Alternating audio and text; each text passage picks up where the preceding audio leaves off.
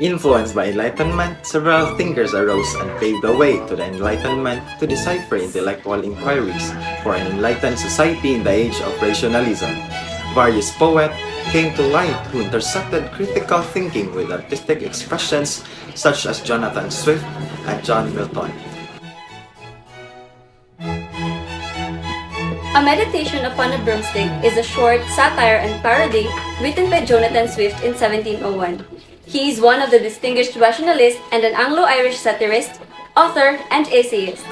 He is also best known for Gulliver's Travels, which is a parody of a travel narrative that mocks English customs and the politics of the day. A Meditation Upon a Broomstick was first published by Edmund Curll in 1710 against Swift's wishes. The book is a parody of Robert Boyle's meditations and their religious themes. The satirical essay uses a metaphorical comparison to a broomstick to delve into the essence of humanity. It begins with the narrator's lament that he used to know this single stick when it was part of a beautiful tree and now is used to make things clean by getting itself dirty. He declares that a broomstick is like a man. He is born upright with all his hair, but is turned upside down, then relegated to a withered trunk as he ages, noting that man is mortal. He humorously criticizes human hypocrisy by pointing out that although people claim to be moral arbiters and reformers, they actually have defects and failings of their own.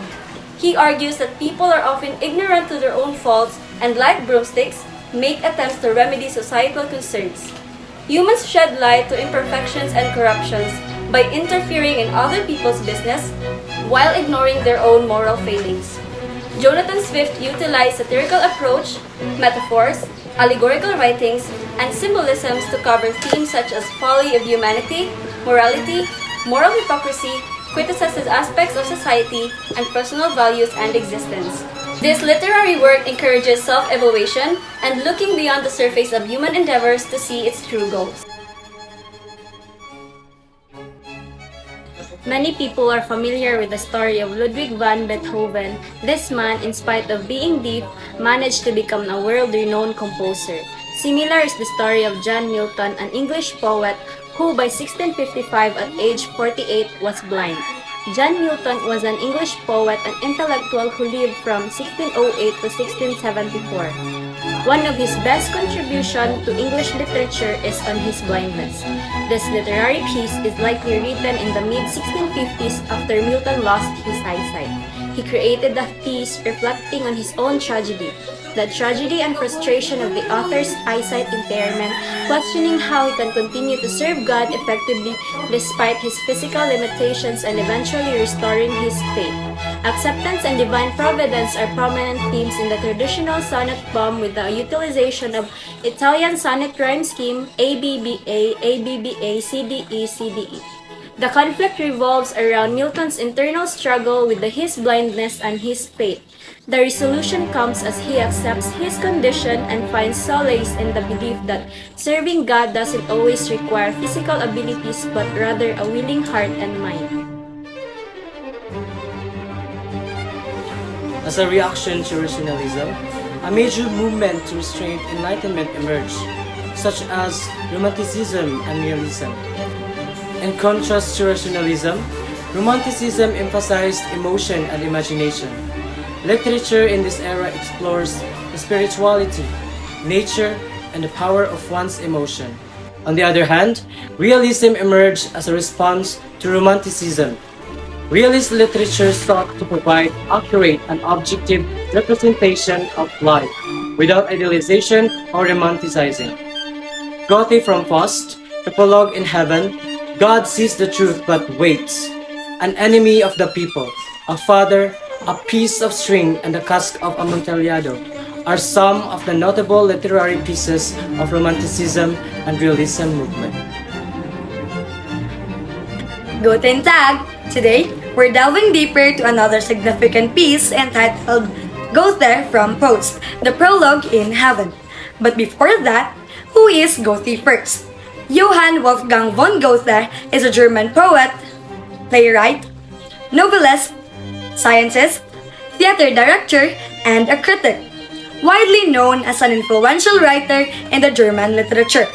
His works reach a profound range on Western literature. political, and philosophical thought from the 18th century up to the present day. The Prologue in Heaven is a section form of his play Faust that depicts a wager between God and Mephistopheles over the soul of Faust, a scholar who is dissatisfied with his knowledge and life. God permits Mephistopheles to tempt Faust, believing that Faust's innate goodness will prevail. The significant event revolves in the scene of wager between God and Mephistopheles over the soul of Faust. This sets as the main conflict of the story, where Faust's ultimate fate hangs in the balance between his own desires and influence of Mephistopheles. The play utilizes symbolism, poetic language, and character development to convey deeper meanings and universal truths. Through the interplay of light and dark, it explores themes of enlightenment versus ignorance and good versus evil.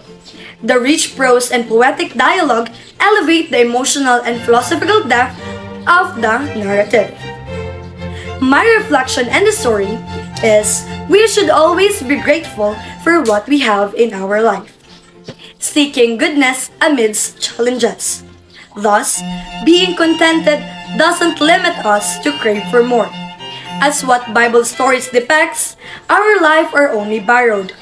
Doing such things that would make us unhappy is only a waste of time.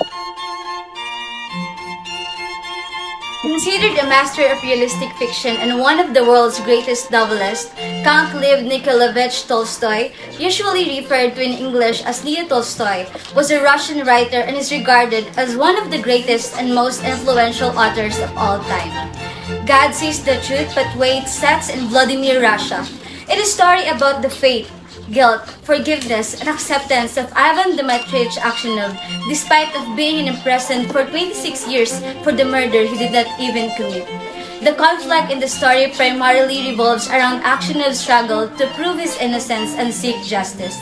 However, the resolution of the conflicts comes not through Aksionov's effort, but when Makar Semyonik was seated on the bed where Aksionov was lying. He confessed his mistakes as he felt guilty about what the latter did for not telling the truth despite his bad deeds in him, and just saying that he was really the one who killed the merchant. But the latter feels like it was already useless because he was nowhere to go.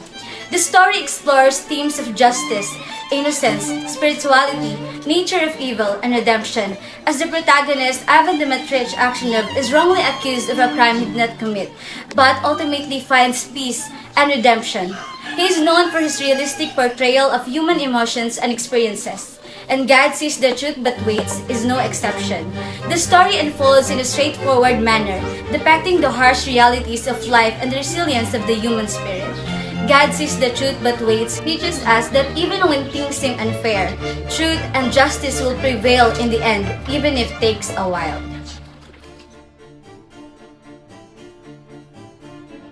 An Enemy of the People is one of the notable pieces written by Henrik Ibsen, an Norwegian playwright considered one of the most influential dramatists of the 19th century. He is known for works which often explore social issues and human psychology.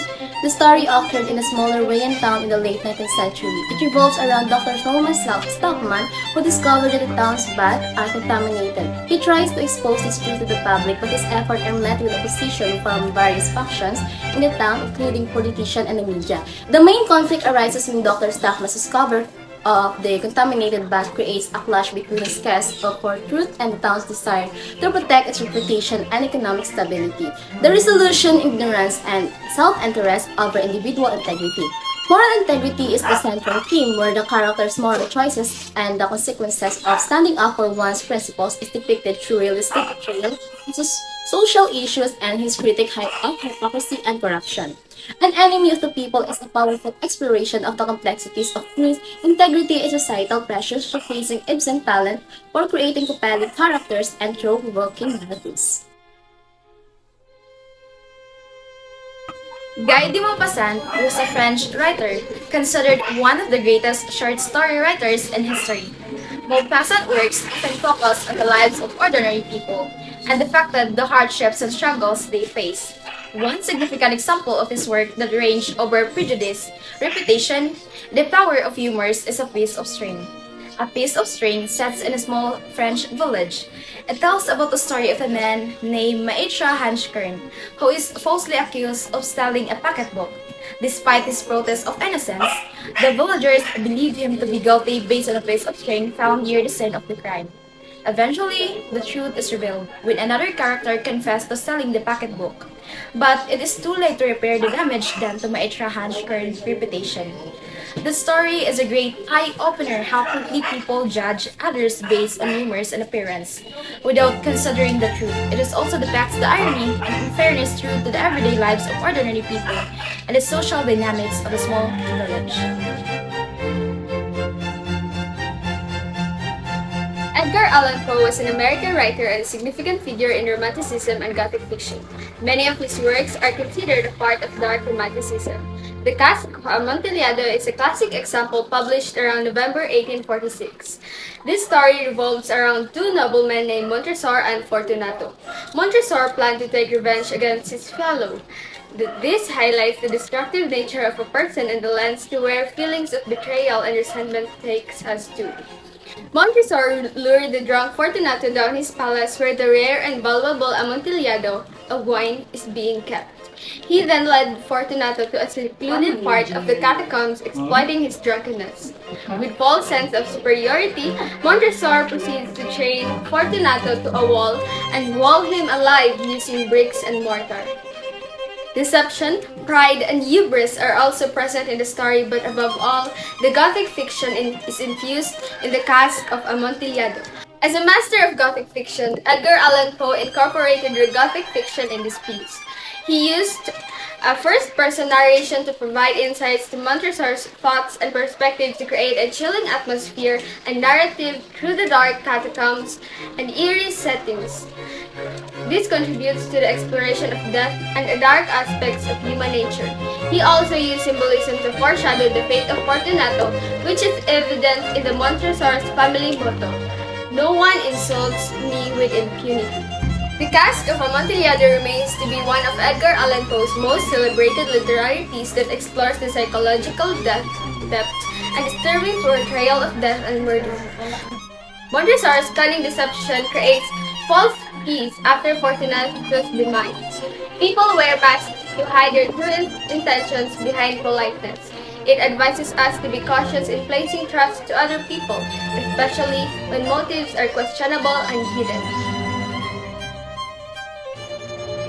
A Father is a play written by Anton Chekhov, one of the most notable Russian playwrights and short story writers of the late 19th and early 20th centuries. A tragic father, old Mosatov finds himself lucky to have very dedicated children.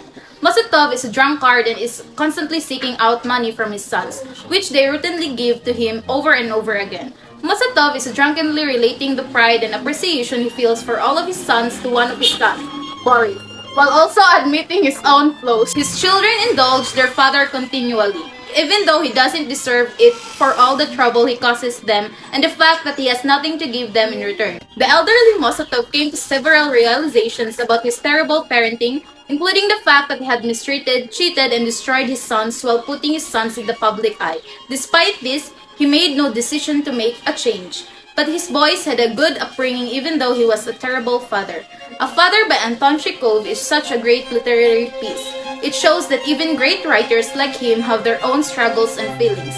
It also shows the love and patience of the sons towards their father, which is rare nowadays. Their love for him is truly true and strong.